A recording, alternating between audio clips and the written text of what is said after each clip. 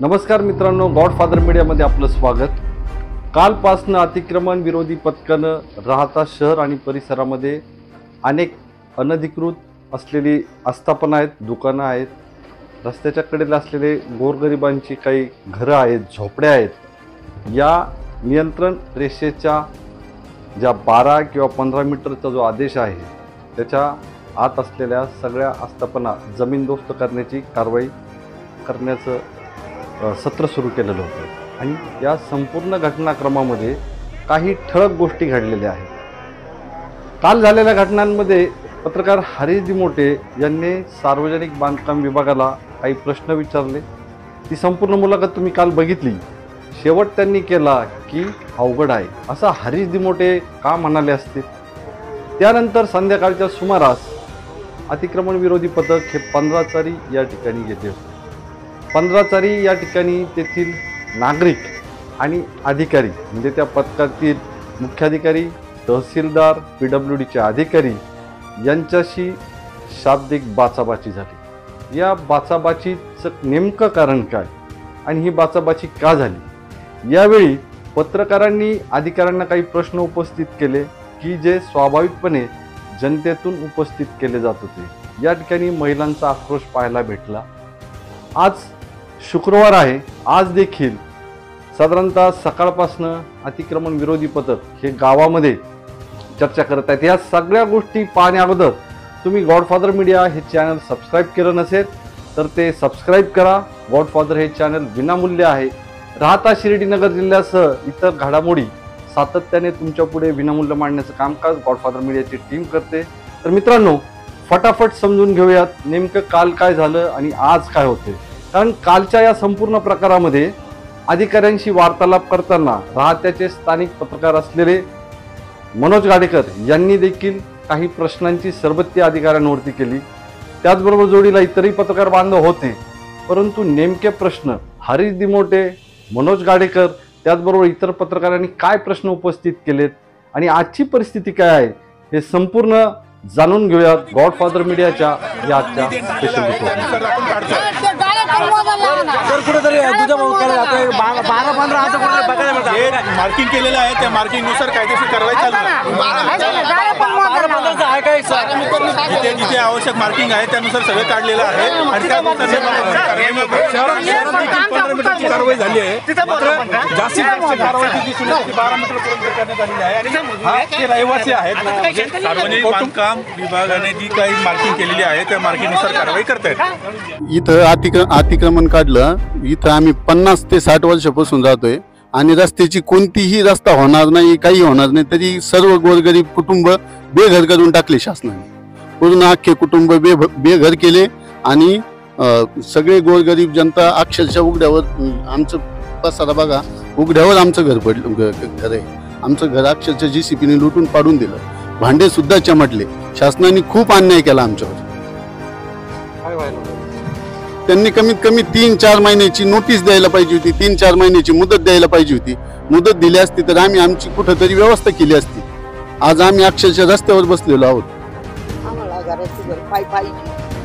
किंवा आमची कुठंतरी व्यवस्था केली पाहिजे, सोय केली पाहिजे। आम्ही आमदार साहेबांना, आमदार साहेबाचे कार्यकर्ते झेंडे घेऊन पळालो आम्ही आमदार साहेबांना निवडून आणण्यासाठी, आणि त्या आमदार साहेबांनीच आज आम्हाला उघड्यावर पाडलं। आमची काही कुठंतरी व्यवस्था केली पाहिजे विखे पाटलांनी। हो, विखे पाटलांचा हाय प्रोफाईल मतदारसंघ आहे, ते राज्याचे मंत्री आहेत, परंतु या ठिकाणी ही जनता विस्थापित झाली। तुम्ही बघू शकता कुटुंब उघड्यावरती आहे, हा संसार प्रपंच उघड्यावर आहे। काय सांगाल, काय झालं?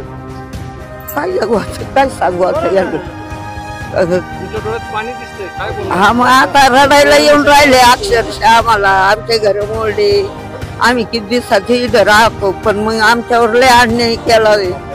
विखे पाटलांनी असं नाही करायला पाहिजे। आम्हाला 1 गुंठा कुठं जागा द्यायची, त्यांनी एक प्लॉट घेऊ, 10-15 घर होते, त्यांना 1 गुंठा जागा नाही दिली त्यांनी आम्हाला।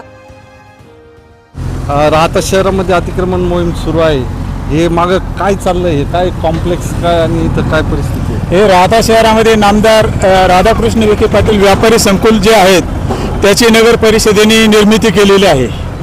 आणि आज आपण जे बघतोय अतिक्रमण काढलं जातंय त्यामध्ये नगरपालिका प्रशासनाने बांधलेली शासकीय इमारत सुद्धा काढण्याची वेळ आलेली आहे. नाही, मग नगरपालिकेला हे माहीत नव्हतं का आपली हद्द कुठपर्यंत आहे आणि अतिक्रमण आहे, आता हा खर्च हा कोणाच्या पैशातून खर्चातून होणार? वास्तविक बघता महाराष्ट्र शासनाने 9 मार्च 2001 रोजी एक GR काढलेला आहे. त्या GR प्रमाणे जी इमारत रेषा निश्चित केलेली आहे ती वास्तविक नगरपालिका प्रशासनाने त्याच वेळेस इम्प्लिमेंट केली असती तर ही आजची परिस्थिती उद्भवली नसती असं मला वाटतंय. राहता शहरात तुम्ही अनेक सामाजिक कामं करतात. आता या ठिकाणी काही ठिकाणी 12 मीटर, काही ठिकाणी 15 मीटर, काही नागरिक जनतेचा रोष आहे की याच्यात पार्सिलिटी होते, याबद्दल काय म्हणतो? खरं म्हणजे शासकीय अधिकारी ज्यावेळेस प्रशासकीय पातळीवरती काम करतात त्यावेळेस त्यांनी जो काही शासनाचा नियम आहे तो सर्वांसाठीच सारखा लागू केला पाहिजे. राहता शहरातील नागरिकांची प्रामाणिकपणे अपेक्षा आहे, राहता तालुका आहे, शहर आहे, शहराचा विकास झाला पाहिजे, परंतु सर्वांना समान न्याय द्या अशी प्रामाणिक सर्वांचीच इच्छा आहे. अतिक्रमणाला लोकांचा विरोध नाही, परंतु सगळ्यांना समान न्याय द्यावा. राहता शहरातील या रस्त्यांचं अतिक्रमण काढताना झाडं आणि MSCBचे पोल काही ठिकाणी डिप्या देखील आहे, याबद्दल काय वाटतं? वास्तविक हे जी नियंत्रण रेषा इमारत रेषा हिची जर तंतोतंत पालन जर झालं असतं तर आज कुठलंही झाड हे लाईटच्या खांबाखाली आलं नसतं किंवा रस्त्याला अडथळा होईल अशी परिस्थिती निर्माण झाली नसती. परंतु राहत्यात हे सर्व दोषी कोण आहे? नगरपालिका प्रशासनाचं आजपर्यंत याबाबत कुठलंच नियोजन नाही. नक्कीच यामुळेच ही परिस्थिती उद्भवलेली आहे. आज आपण जर बघितलं तर हे जे गाळ्यांसमोरची जे तोडातोड चाललेली आहे याच्यामध्ये फार मोठं नुकसान होणार आहे. बरं, उद्याच्याला हे जे अतिक्रमण काढलेलं हे असंच राहील याच्यावर नगरपालिकेने खात्री दिली पाहिजे. हे व्यावसायिक आहे, त्यांच्या दुकानाच्या समोर 2 फूट जागा राहिलेली आहे, परत हेच उद्याच्याला 4 फुटाच्या पायऱ्या टाकतील, परत रस्त्यावर येतील, म्हणजे शासनाने त्याच गोष्टीवर खर्च करायचा काय हा महत्त्वाचा प्रश्न आहे. त्याच गोष्टीवरती शासनाने खर्च करायचा आहे का हा महत्त्वाचा मुद्दा या ठिकाणी ex army man Bhandas Bakaji Gadekar यांनी मांडलेला आहे. अतिक्रमण काढलं जातं आहे, परंतु रस्त्यामध्ये असलेले झाडं, MSCBचे पोल आणि काही ठिकाणी DP देखील आहेत.